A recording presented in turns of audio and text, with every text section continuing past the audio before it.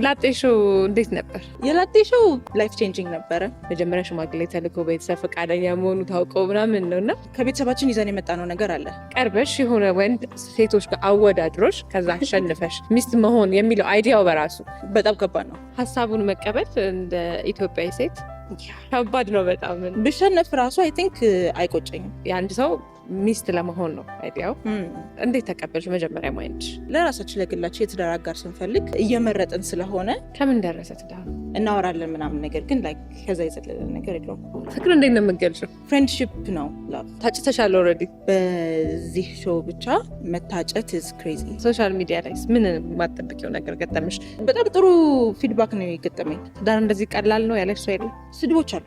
ኮሜንት አለ በቃ ከዚህ በኋላ ወይ ኮሜንት ይዘጋል ምናምን ብለን። ላጤሾ ላይ በፊት ፍቅረኛሽ ሳይሽ ደወለ? ሜቢ እንግዲህ ወይ ኢንስታግራም ላይ ምናምን። ሾውን በደንብ አይተሽ ከሆነ የሴቶችን አቅም ነው በጣም እያሳየ የነበረው። እሱ ከመረጠሽ በኋላ አሁን አልፈልግም ልበለው ብለሽ ታውቂያለሽ? ቀለበት ለማድረግ ቢንበረከክስ? እንዳታስብ። ተደባደባችሁ? ቦክስ አድርገናል እኮ። ብንጣላ በጣም ደስ የሚላቸው ብዙ ሰዎች ነበሩ። ትዳር እንዴት ነው የምትገልጸው? ቤተ በጣም የተከበረ ከእግዚአብሔር የመጣ ስጦታ ስለሆነ አይ ዶንት ቲንክ